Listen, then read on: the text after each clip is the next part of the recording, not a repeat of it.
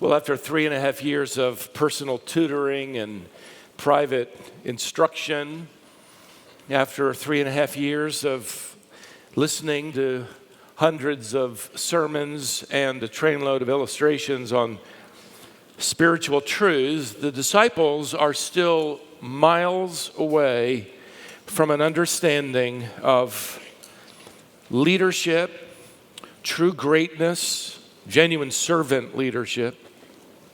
Now we find them, and we've been studying together the events of the upper room with the Lord, and you would think that the disciples are getting ready for the prom rather than persecution.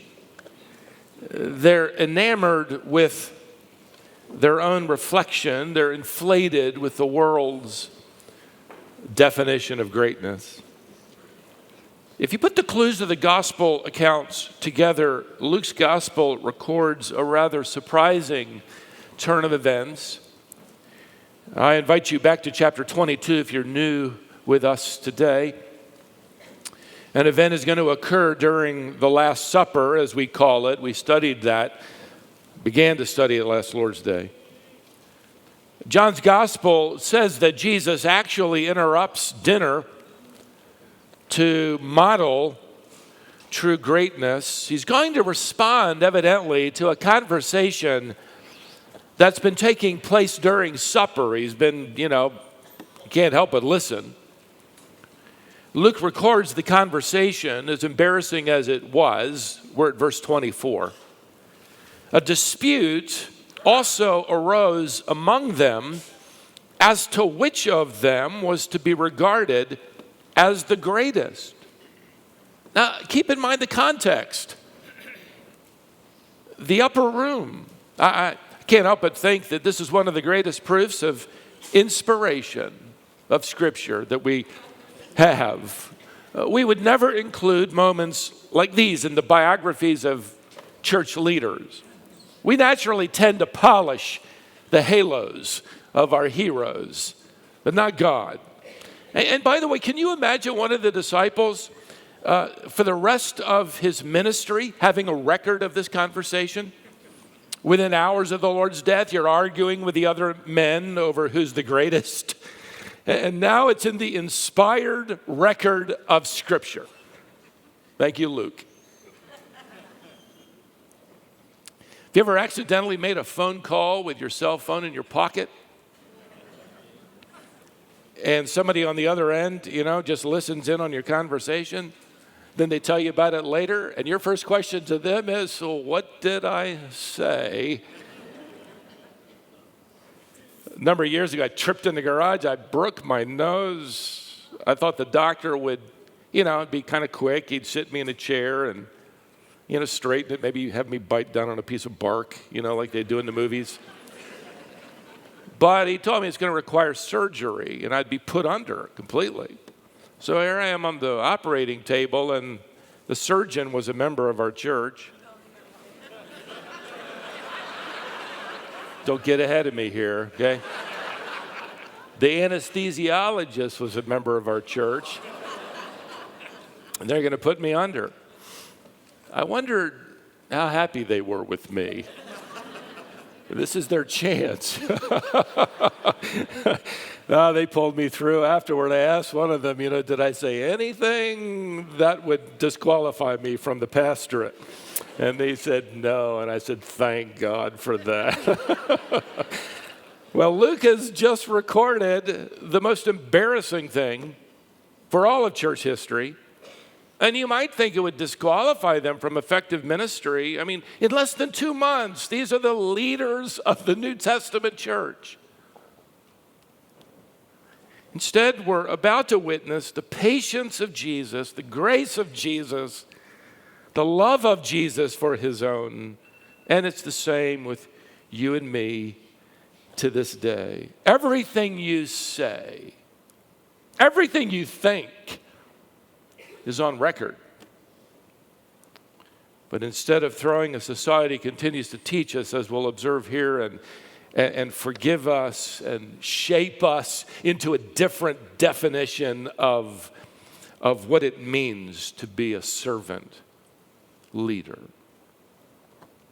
So instead of a tongue lashing that they would never forget, Jesus highlights the distinction between those who are considered great on earth and those who are considered great by heaven. Now, verse 25. And he said to them, the kings of the Gentiles exercise lordship over them, and those in authority over them are called benefactors, but not so with you. Rather, let the greatest among you become as the youngest, and the leader as one who serves. It's as if Jesus now says, let me give you men a pop quiz on true greatness. Verse 27. For who is the greater, one who reclines at table or one who serves? Is it not the one who reclines at table? And the world would say, well, yes.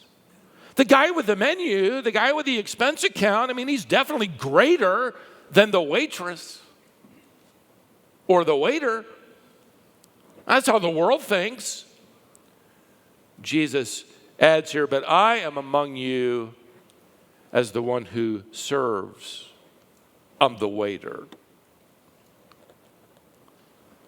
History records that when the kings of the Gentiles, like Emperor Vespasian, returned to Rome after a military victory, Josephus, the first century Jewish historian, wrote that the crowd flocked to the streets and cheered him on, and they hailed him as their benefactor, the word Luke uses.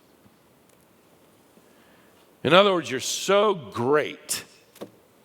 How can we live without you? One historian wrote that the Emperor Tiberius had coins stamped when he ascended the throne, and under his image it was written, deserving of adoration. That's how the world, models greatness. Jesus is saying, listen, here's how greatness works. As far as I'm concerned, it isn't defined by how many people serve you, but how many people you serve. So are they getting it? Are they connecting the dots? I can't help but think, in 8 weeks,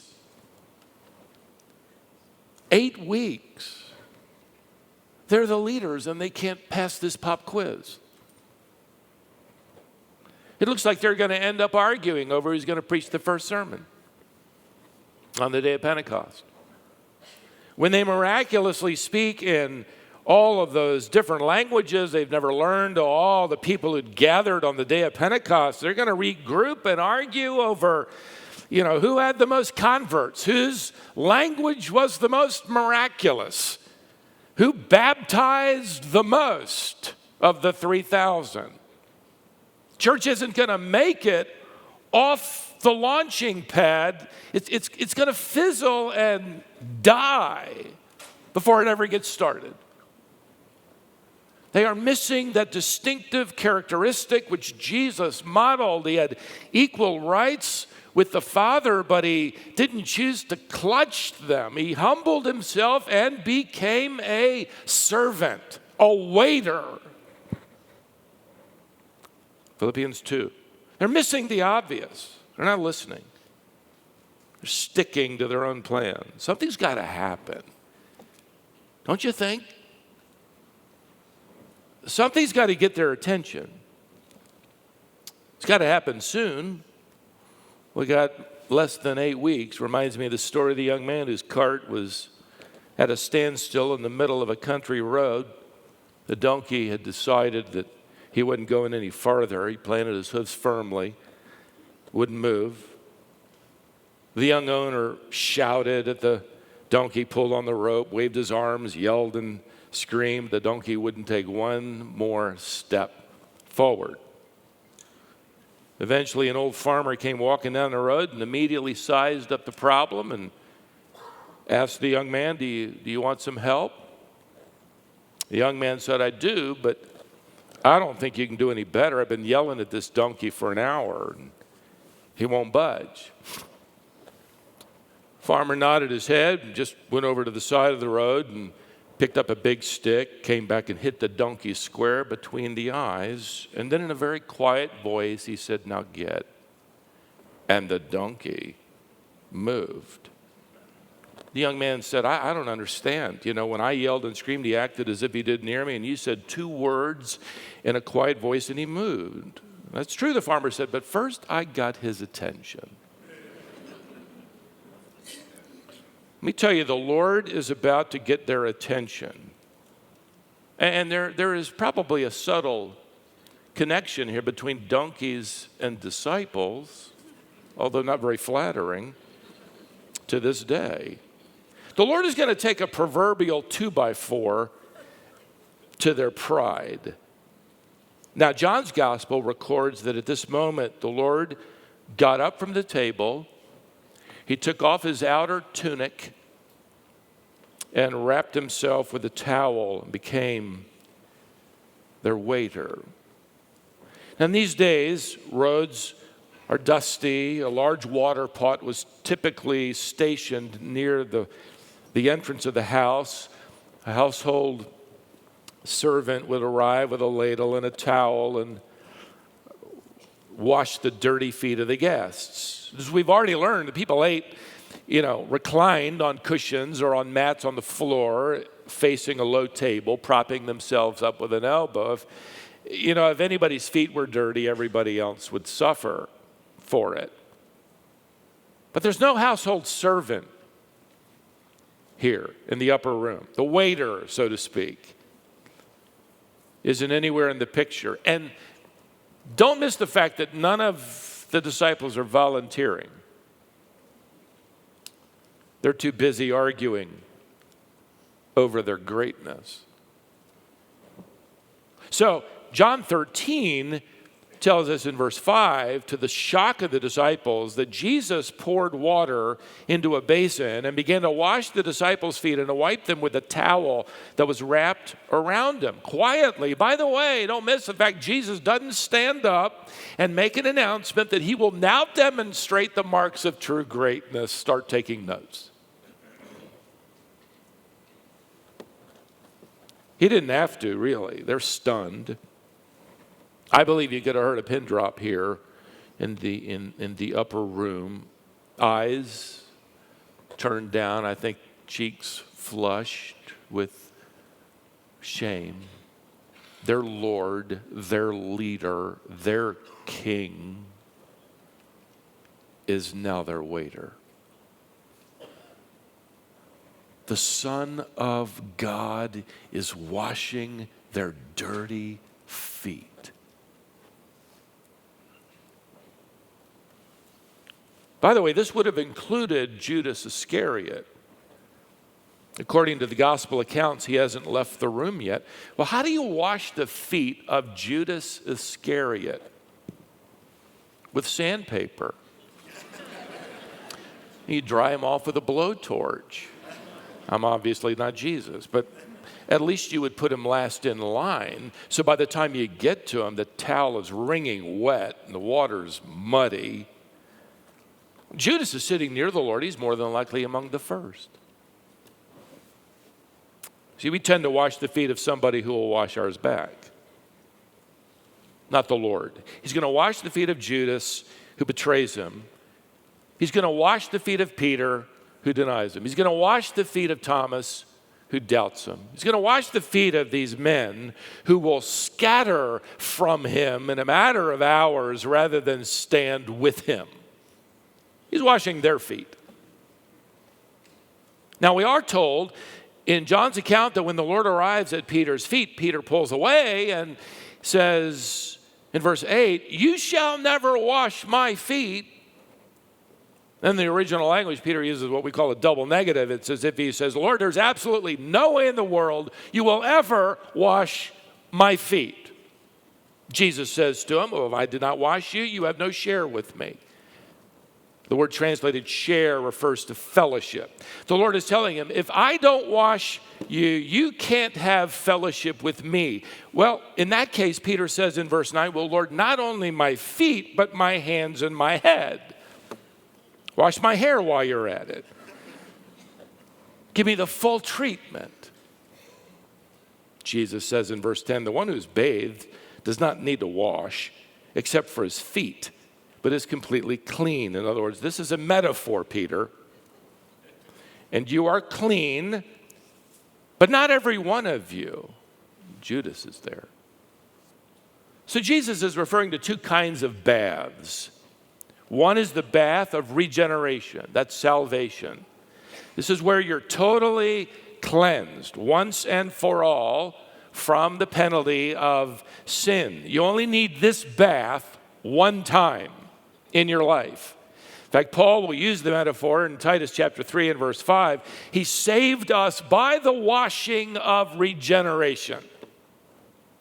So you have the bath of regeneration.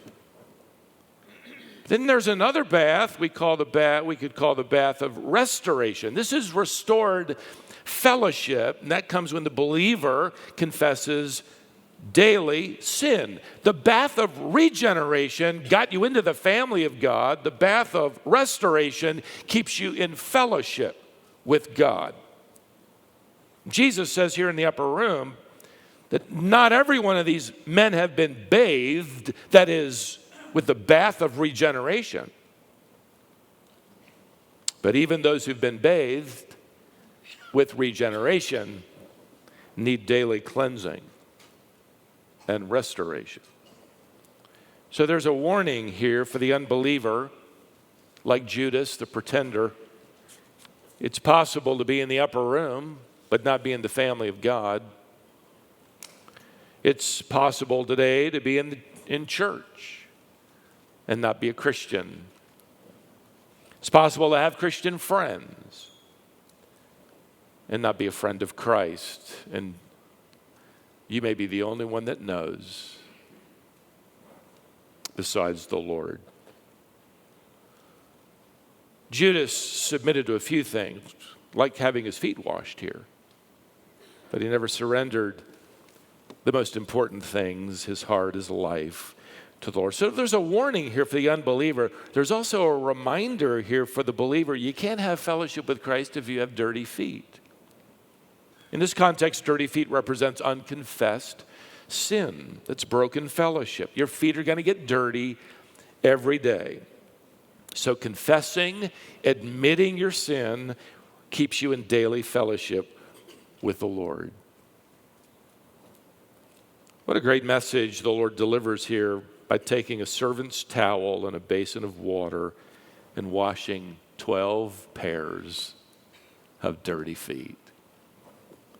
If I could pull two observations from this text, it would be these, or many. I'm going to narrow it down to two. First, serving the disciples was a stunning example of humility.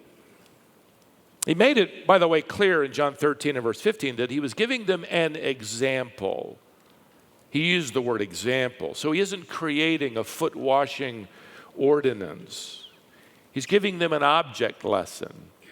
Foot washing was not a mandate, it was a model. It was an example in that day of humble service to others. So, how do you model this today? How do you wash people's feet today? Well, this is the father who understands that his life is more than a career, but loving his wife and his children is servant leadership. This is the mother faithfully serving her family in ways no one will ever see. In fact, no one would ever know. This is the employee willing to roll up their sleeves when they show up for work and do tasks that nobody wants to do. It isn't anybody's job description, but he's going to mop the shop floor. She's going to make a fresh cup of coffee for the staff to enjoy. This is the volunteer church. Unseen, unheralded, but committed to the body of Christ, willing to wrap a towel around their waist. Jesus is saying this is the true test of genuine greatness. Years ago, I came across this prose written by Ruth Calkin entitled, I Wonder, in which she writes, "You know, Lord, how I serve you with great emotion in the limelight. You know how eagerly I speak for you at a women's club. You know how I effervesce when I promote a fellowship group. You know my genuine enthusiasm at a Bible study. But how would I react if you pointed to a basin of water and asked me to wash the calloused feet of an old woman day after day and month after month in a room where nobody saw and nobody knew?" That would be true greatness. Serving the disciples was a stunning example of the Lord's humility. There's one more observation here. It's in the form of another surprise. Back to Luke's account in chapter 22, he writes in verse 28, Jesus says, "You are those who have stayed with me in my trials. And I assign to you, as my Father assigned to me, a kingdom, that you may eat and drink at my table in my kingdom, and sit on thrones, judging the 12 tribes of Israel." The last thing I would imagine the Lord doing here is commending them, promising them anything. This is the shocking grace of the Lord toward them, and if we're honest, toward us who follow him today. I love the way J.C. Ryle put it. I just got to read it. He knew full well that within a few hours they were all going to forsake him. But here we find him graciously dwelling on that one good point in their conduct. They had stayed with him up to that point in his trials. Jesus focused on this one act of faithfulness in spite of their many acts of faithlessness. Never had a master such poor, weak servants as we are, and never had we such a gracious master.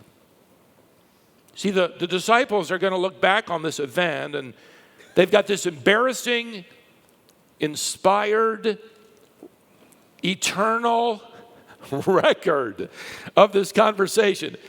Their pride, their ambition, their arguing, and they're going to see it. They're going to read this account later, and they're going to see it and be horrified, no doubt, and embarrassed by how tragic and unsupportive it was of the Lord who's just hours away from his arrest. And then they're going to read on and be reminded that the Lord didn't kick them out.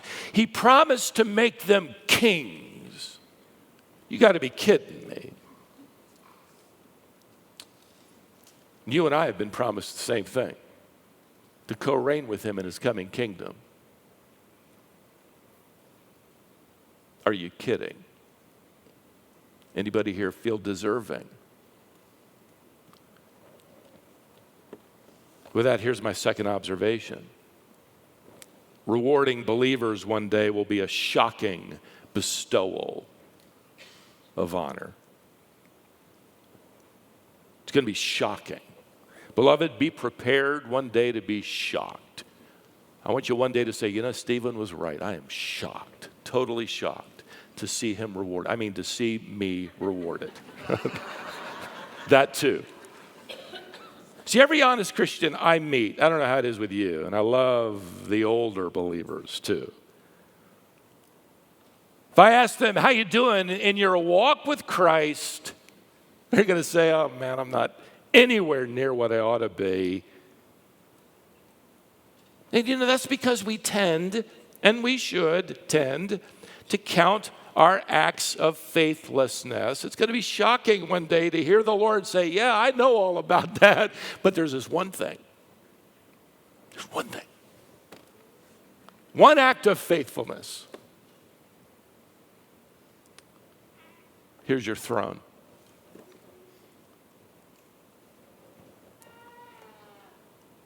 Jesus tells the disciples here in this passage, I have a gift for you. It's coming kingdom. I have a privilege for you. You're going to eat and drink at my table. I have a position for you. You're going to one day sit on a throne and co-reign. We're going to be shocked at the grace of Christ demonstrated by the honor that he will bestow upon his redeemed. And we're going to know that his gifts are far out of proportion to anything we ever did for him. And he's going to shock us. He's going to say, I saw that one thing. I saw that act of faithfulness.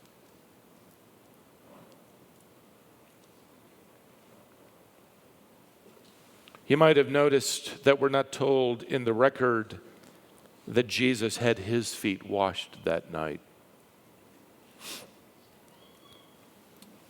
But I can't help but think that after this lesson was over, they all volunteered, crowded around their beloved Lord, and all took part. We don't know for sure.